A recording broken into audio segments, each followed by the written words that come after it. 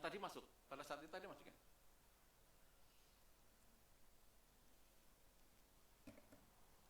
Ya, terima kasih Mas Faisal. Jadi agak sedikit gangguan tadi. Jadi untuk materi terakhir, monggo Pak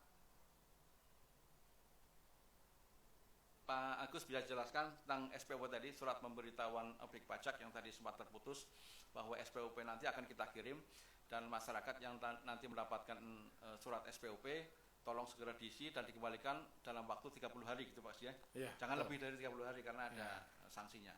Jadi monggo Pak Agus sedikit dijelaskan tentang tata cara pengisian agar masyarakat lebih tahu tata cara pengisian, dan tadi sampaikan kalau memang tidak tahu bisa konsultasi langsung dengan pejabat fungsional penilai atau langsung kepada kami pejabat fungsional penyuluh. Monggo Pak Agus. Baik, terima kasih Pak Indra ya. Mungkin sebelum kita ngisi paman seandainya Bapak Ibu atau masyarakat wajib pajak menerima surat pemberitahuan objek pajak dari kami, nah mungkin yang perlu dipersiapkan adalah surat izin. Nah, ini ada dua nih. Kalau untuk penangkapan ikan itu adalah namanya CP, yaitu surat izin penangkapan ikan. Sementara untuk yang budidaya ikan itu namanya surat izin usaha pengelolaan usaha perikanan, surat izin usaha perikanan atau SIUP. Nah, kemudian jenis kegiatannya yaitu di situ diisi apa budidaya atau jenis hasil budidaya, kemudian titik koordinat lokasi penangkapan ikan. Itu biasanya di surat izin penangkapan ikan ada itu. Ada ya. Kebetulan kami nggak ada contohnya nih Pak Indra, jadi mungkin yang setahu saya itu ada. Jadi di situ di CP itu disebutkan wilayah pengelolaan penangkapan ikan. Sudah ada koordinatnya ya. Nah, itu sekalian koordinatnya. Kemudian itu per kapal ya, biasanya CP itu per kapal. Ya. Per kapal. Maaf, dalam CP itu disebutkan jumlah kapalnya. Jumlah kapalnya. Nah, nanti hanya satu untuk setiap orang berarti ya. Ya. Jadi pamannya wajib pajak itu memiliki CP, apakah bisa lebih dari satu CP, biasanya diterbitkan gitu. Mungkin dia wilayah penangkapan ikannya lebih dari satu wilayah ya, mungkin satu wilayah di Selat Karimata, satu wilayah di Teluk Bone dan sebagainya. Beda areal beda areal. Nah, itu bisa juga terjadi. Ya. Nah, kemudian di situ nanti ada disebutkan juga harga satuan ikan yang ditangkap. Itu di pasarannya berapa itu? Ya, jenis ikannya apa, harganya berapa itu ya. Nah, itu nanti disesuaikan aja apa adanya aja. Berapa harganya silahkan dilaporkan. Nanti setelah kita teliti nanti apakah dari kewajaran benar atau tidak, nanti ada konfirmasi berikutnya selanjutnya. Jadi di sini SPOP yang item-item yang harus diisi ya. Yaitu jenis subsektor. Di situ ada usaha perikanan tangkap, jaringan pipa, usaha budidaya ikan, jaringan kabel, jalan tol. Nah, ini tinggal pilih aja apa yang ini. Yang dicontoh itu usaha perikanan tangkap gitu ya. Ya, katakan sekarang kita fokusnya di usaha perikanan tangkap ya. Berarti kita perikanan tangkap. Di sini nopnya kan belum tahu Bapak, kami yang isi. Yang isi fungsional penilai ya. Nah, nanti kita isi. Kemudian jenis ini bentuk badan hukumnya, insya Allah ini kan semua biasanya badan Pak. Iya, badan CP. Ya.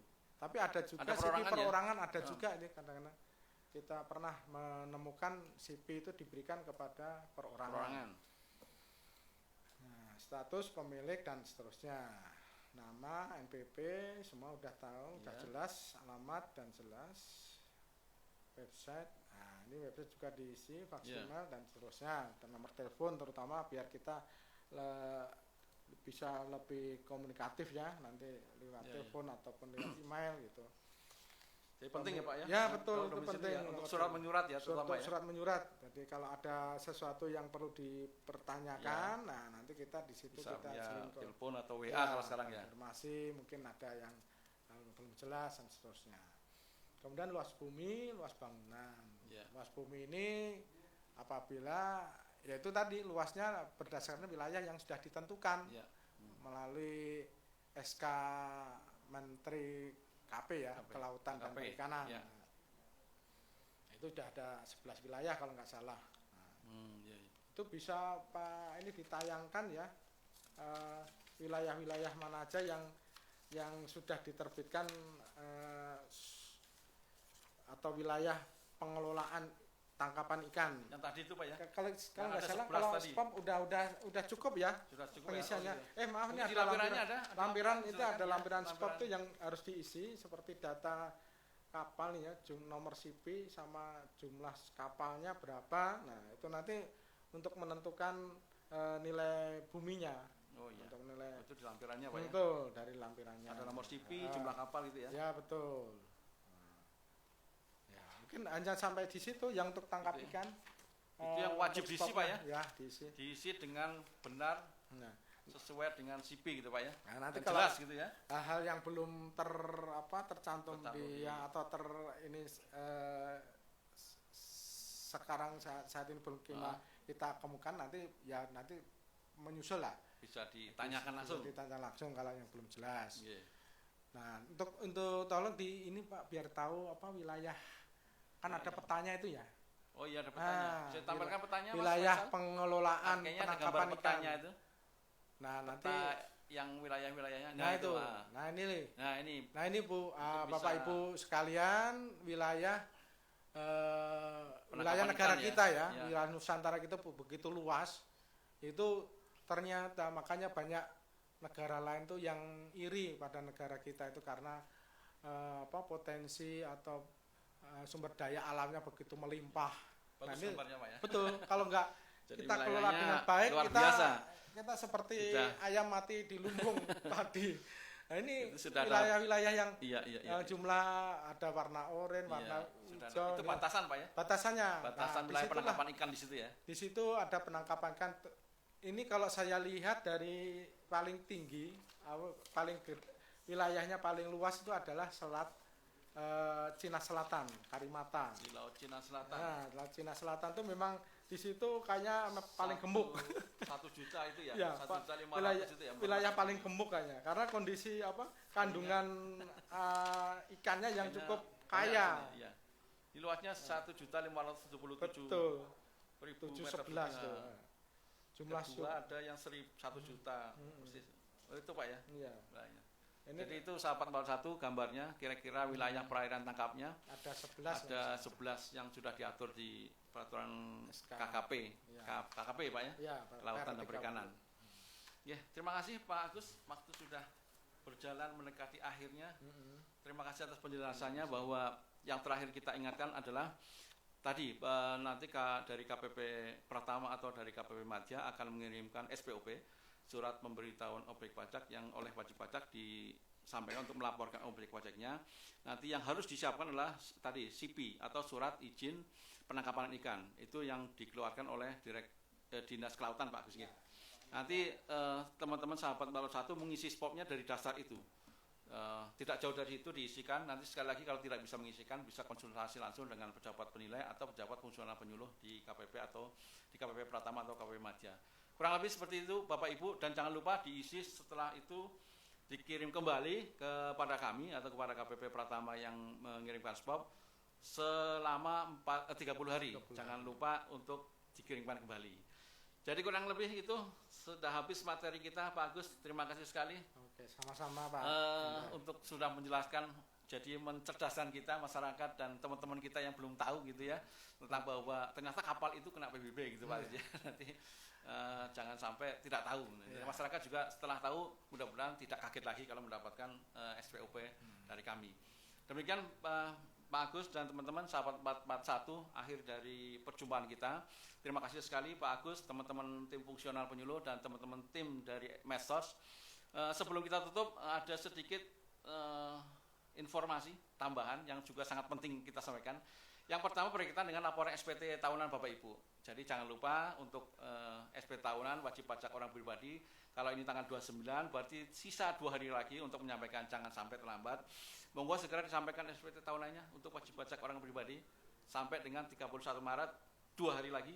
Kemudian untuk wajib pajak badan sampai dengan 30 April. Jadi segera dilaporkan biar kita bisa tidur nyenyak gitu kira-kira gitu Pak Gus ya. Betul. Ya, jadi monggo segera. Itu yang pertama yang ingin kita sampaikan, bahwa jangan lupa menyampaikan SPT tahunan OP maupun badan. Yang kedua, berkaitan dengan program PPS, Bapak Ibu, sahabat 441, bahwa ada program pengungkapan sukarela yang masih berlaku sampai dengan Juni akhir 2022. Itu juga masih bisa dimanfaatkan oleh wajib pajak badan untuk kebijakan 1 dan wajib pajak orang pribadi untuk kebijakan 2. Moga segera dimanfaatkan program ini sebelum akhir dari bulan Juni. Yang ketiga adalah PMK baru yang terbit di bulan-bulan kemarin, yaitu PMK 03 dan PMK 06 yang berkaitan dengan insentif dari insentif perpajakan karena COVID-19.